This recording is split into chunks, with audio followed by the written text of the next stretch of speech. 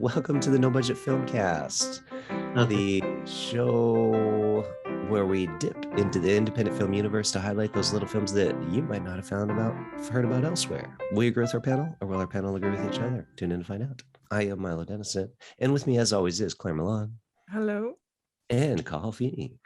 Hello. Go ahead, Cathal. What are we watching this week? This week we are watching Days Left Behind. It's a Indian zombie flick.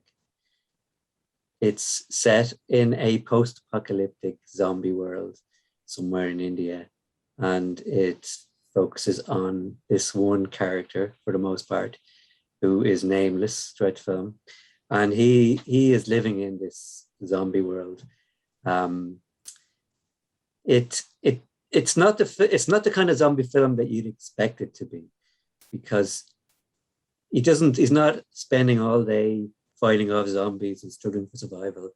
It really looks at the boredom of it, the ennui that he's found this little kind of cubby hole where he sits alone every day, and he half-heartedly tries to play the guitar, and he waits for it to rain, hopefully he can collect water, and he's looking at the window and reminiscing about the good old days. And there are it does sort of cut away to these zombies in the background every now and then. They're not really a major feature of the film, particularly at the beginning. Then one day he's sitting there, and he hears his car, and there's an accident. So he goes out to the scene of the accident, and there's somebody else there. This other person becomes a catalyst for him to change his motivation, to give him the impetus to do something rather than just sit there and accept everything that's happening to him. So even though it is a zombie film in its title, say, it's really more about the inner turmoil of the character rather than the external struggle to survive in this dystopian world.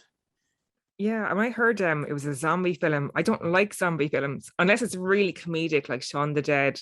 So I was like, oh my God, an Indian zombie film. And when I saw an Indian zombie film, it kind of came to mind like Bollywood and really gruesome characters or zombies and full of blood and gore and everything. So I was pleasantly surprised at this, and like I describe it as a beautiful and moving zombie film, which is really weird because you wouldn't put beautiful and moving together with the word zombie. And it wasn't what I expected from India, and I suppose we all have a stereotype of Indian films of being like Bollywood, but this has really changed my perception. And I think it was like there's really beautiful cinematography in this. Lovely, a lot of it was filmed in wide shot, and at the start it nearly looked like a western in one way, and it was the really good sound, and I love the way they did the shaky camera, and there's very, very moving moments in it, and really, really good naturalistic acting.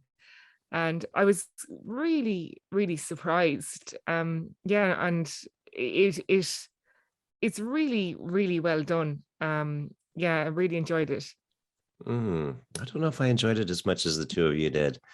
And I think a lot of it had to do with the edit and kind of like why certain things. So it opens with a guy walking out into a cliff, and then it kind of cuts to this like info screen of like zombie apocalypse happened. There's, people living in the thing. And then it goes back to the guy, and then the guy shoots himself in the head, which is the opening sequence. And then we cut to the guy sitting in his apartment and just kind of having this like really kind of bored life, which does work, because if you think about it, like after there's a zombie apocalypse, not everybody's going to constantly be fighting off zombies. Some people might just choose to stay at home and wait it out, which is basically kind of what this did, which might be the safest solution in order to deal with a zombie apocalypse. But some of the problems I had with it, besides that opening sequence, is like I know you like the with the use of the shaky cam, and they didn't do too much of it, which was hard, but there was a moment where he's running around from with the water, and they do the shaky cam, and it's almost like somebody smacked the top of the camera, and it does this like boing boing boing boing boing boing boing thing, and it was really annoying to watch. And I don't think it was an accident. I'm sure that's what they were trying to do, but it just didn't work for me, that moment of the shaky cam. And just some of the other stuff was almost like too exaggerated, his movements, especially like so he's looking for water in his empty things, and it's like he picks one up and then he shakes it, and then he does all this and puts it over his head, and then mouth on it and stuff, and you're like, dude, there's no water in there, right? You can see that there's no water in it. And he does another one, and then he does another one, and then he does it with this weird movement and stuff, and so the director must have been sitting there, be like, I need more movement, more action, bigger, go bigger. And it was just completely not believable, that portion of it. And then the other part is when there's a moment where he has his gun, and there's some zombies coming at him, and he starts shooting them. And you can see behind me here, he's got a revolver for his weapon, which, I don't know how many bullets that holds, but it couldn't be as many as he shot in that thing. So they did the typical movie trope, which is the unlimited bullets in your gun thing, especially for a revolver, which holds like, depending on the revolver, like 6 shots, right? And like the way they cut that moment, like the zombies are super close, he starts shooting, somehow manages to keep missing them. They cut to the girl, they cut back to him. Some of the zombies are farther away now, they're not as close again. They cut again, and then they cut back, and now like some zombies have been shot, some are still up, some are still farther away. And then finally he shoots all the zombies, and there's the girl, but then like they have this wide shot of him, and there's like one zombie laying on the ground near him, and it's like, well, where'd all the other zombies that he just shot that were like within a 2-foot radius of him but at the moment? So there's a lot of weird continuity issues in the film, and that's just a couple. Like there were other ones that I noticed, and I'm like, and if I'm noticing continuity, and that says something, because I don't look for that kind of stuff. I'm not one of those like YouTube nerds that's like, oh, I still found a continuity error where the person's finger was pointing this direction instead of that direction. But there were a bunch of them in this film, and it kind of irritated me. So other than all of that stuff, yeah, the film was fine. Thanks. I didn't notice the continuity errors. Yeah. It didn't bother me. And even the bottles, I liked the way he took his time. And so it'd be interesting. I'd like to go back and watch it again after you're saying that. But it's funny I didn't notice them as much as you did. You knit the pig. I did. Miley. Well, I didn't notice it. And I guess you could give it a pass as it is an indie film. And with the water, you can imagine if you're really thirsty. I mean, I've done that with a bottle, give me that last drop. By the way, I should mention, I forgot to say at the beginning, that it's written and directed by Zeeshan al Dossa, and stars Aryan, Deshpande, and Shreya, Singh. I probably got that completely wrong, but give him a mention. It was an unusual take on the zombie. It did look at it from the character point of view, how it would affect you, and I guess there are parallels. There is, as I say, metaphors for COVID. That like the zombies they're part of his life, but that they're in the background, and that it's the effect that it has on him rather than this constant battle with them. I suppose the one thing that did jar at me though was the chapter thing, because I just found it was like as if it kind of started and then they forgot about it. So I thought I missed something. So it didn't need that. It just made it a bit disjointed. And another thing, which is out of I don't know if it happened to you guys, but it's out of the filmmaker's control. But when you're watching films on YouTube, there's ads pop up all the time. So you're in a moment. Within their control though, because they turned the ad setting on. And I'm with you, Claire, 4 ad breaks for a 22 minute short film for ad breaks. Oh God. Because I remember I just started watching it and then I was like, God, an ad. And it was some ad for some random medical product or something. Mhm. And then it was like, it was a moment, a really tense moment, which it did very well with music. And my heart leapt when an ad popped up just for something, a cereal, breakfast cereal or something. Do you know? It's like, oh God, this is just horrific. But I didn't know that. Can filmmakers have control over that? Well, Yeah. can I ask you, did you watch it on your phone, on your iPad? No, my Oh, I computer. watched it on my computer. Oh, because I didn't get any ads. Did you not? Did you watch it on your computer as well? Watch it on my computer.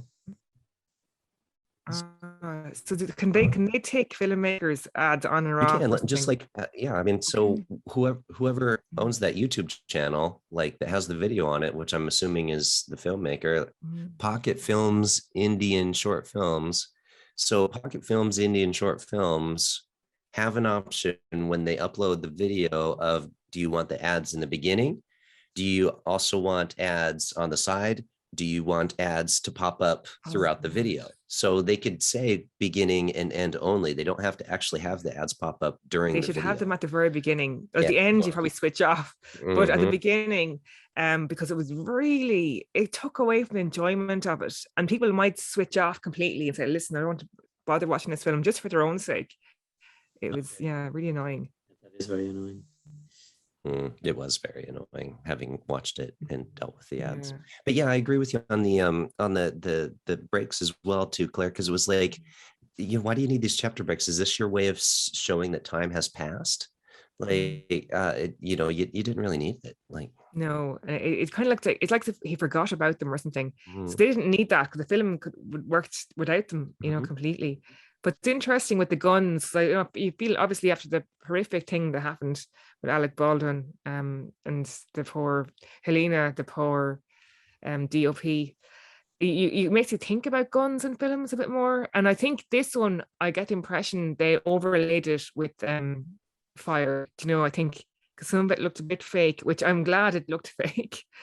I think it wasn't blanks in yeah, I this. think I so don't know if too. I you think saw that. especially with that shotgun, I think that was Yeah. done in post. So, I mean, I could be wrong. this is an independent film, so they're not going to have a real gun shooting blank. No, or blanks. But I'm glad because obviously they wouldn't have the money to make them completely realistic. But it makes you think about guns now every time you see them on screen.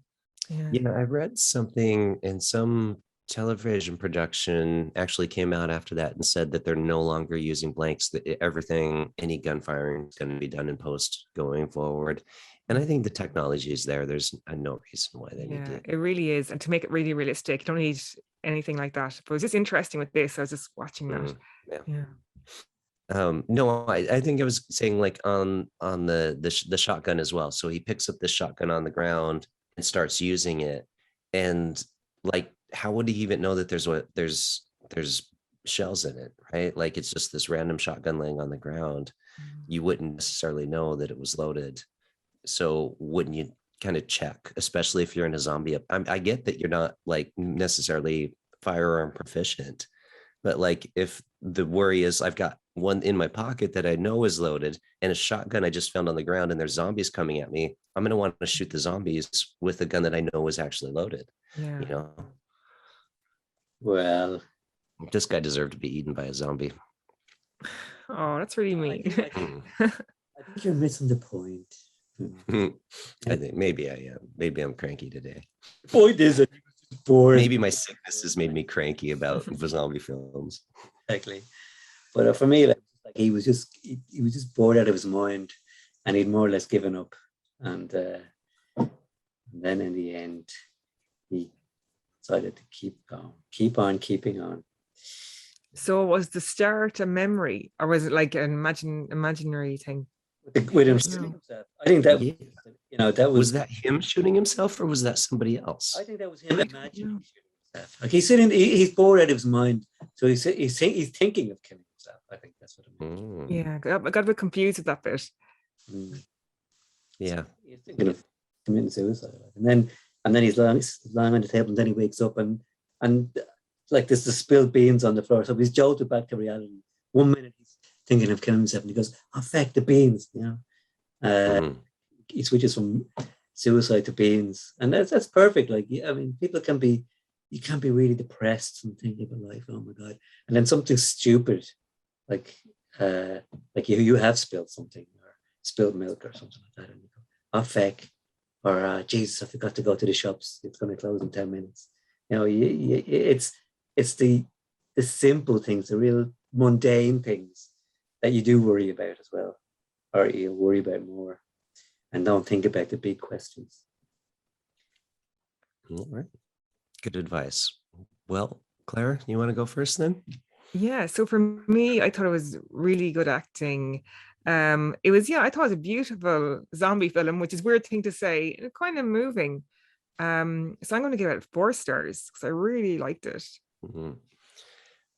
I've decided to use your system, call, and start with a 3-star, and then I'm going to give them 4 for the idea of it. I like the concept and the film itself, but then I'm dropping them down to a 2-star for everything else that I complained about previously.